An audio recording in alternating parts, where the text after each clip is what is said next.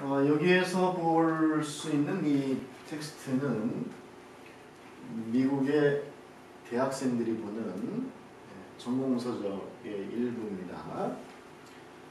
책의 제목은 Management of Organizational Behavior이라고 하는 책이고, 허시라는 사람과 블랜사드라고 하는 사람이 지은 책입니다. 이 책의 제목을 해석해보면 조직 행태 관리론 이런 정도 될 것 같습니다. 그러니까 어떤 조직 안에 들어있는 사람들의 행동을 어떻게 그 조직 목표를 달성하도록 해야 되나 하는 그런 내용이라고 볼 수가 있습니다. Motivation and Behavior, 동기부여와 바로 이제 행태라고 하는 부분인데요. 그 부분의 일부분입니다. 여기서도 마찬가지로 우리가 이 지금 텍스트를 명확히 해석하는 그 부분보다는 바로 어떠한 영어의 문장이라도, 회화도 마찬가지입니다.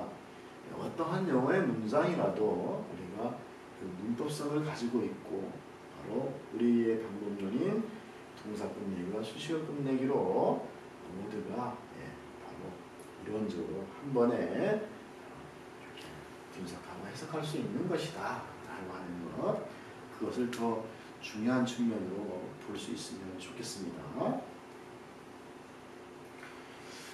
첫 문장을 보면 Behavior is basically goal-oriented 이렇게 했습니다. 그죠? 자, is라고 하는 비동사가 이렇게 형용사로 서술되는 형용사를 만나서 동사 끝내기가 됩니다. 행태라고 하는 것은 기본적으로 목표 지향적입니다. 이렇게 말하고 있습니다. In other words, our behavior is generally motivated by a desire to attain some goal. 달리 말하면, 다른 말로는, 이 동사가 그죠? 그죠? 수동태입니다. 자, 우리의 행태라고 하는 것은 일반적으로 is generally motivated. 어떤 동기부여가 된다. 이런 뜻이죠. 행태라고 하는 것은. 자, 무엇에 의해서 동기부여가 되냐면, by a desire.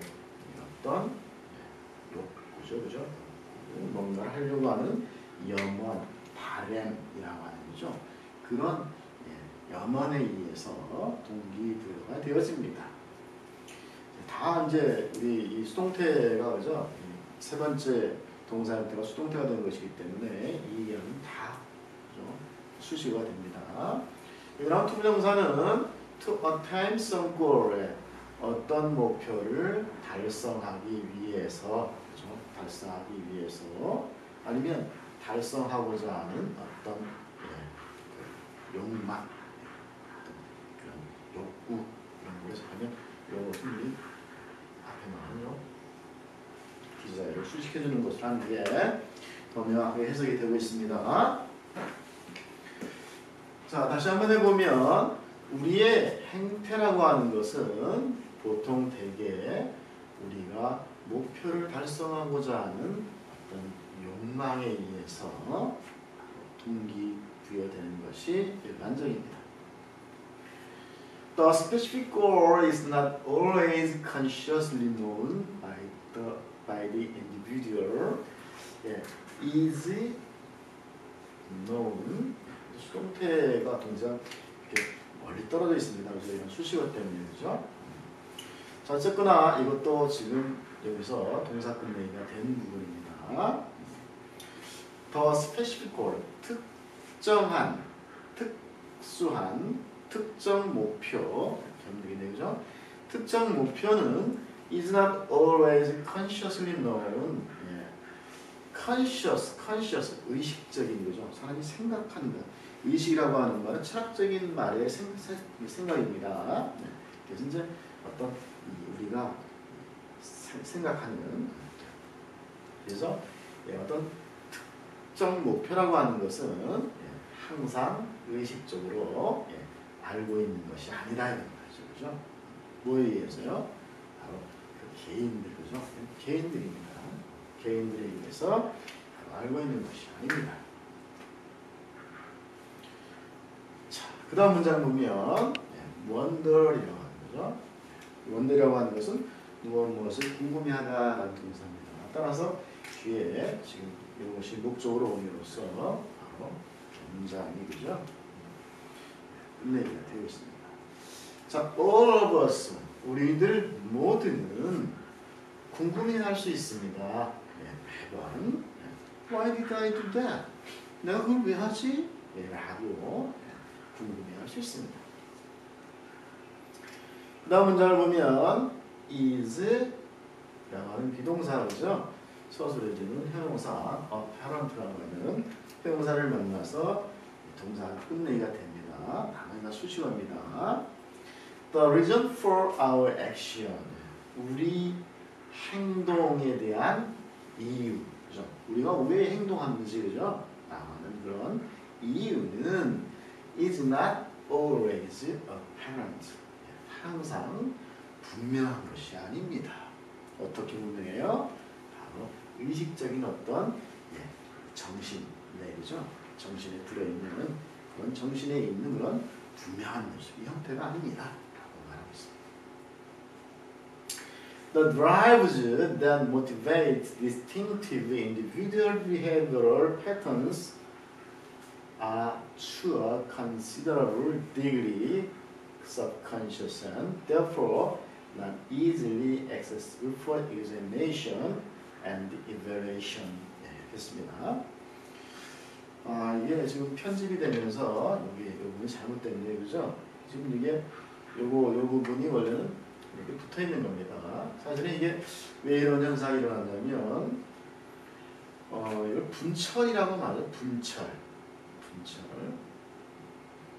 예전에는 찾아계실 때는 이렇게 이제 지금 여기 보면 요 칸에가 아주 이렇게 듬성듬성 그죠? 들어가 있습니다. 컴퓨터는 이것을 단어가 이 단어를 지금 요 밑에 이 단어를 못 채워넣으니까 여기다가 이게 좀 이렇게 붙어 있는 것을 이렇게 이제 자동으로 이렇게 듬성듬성하게 그죠?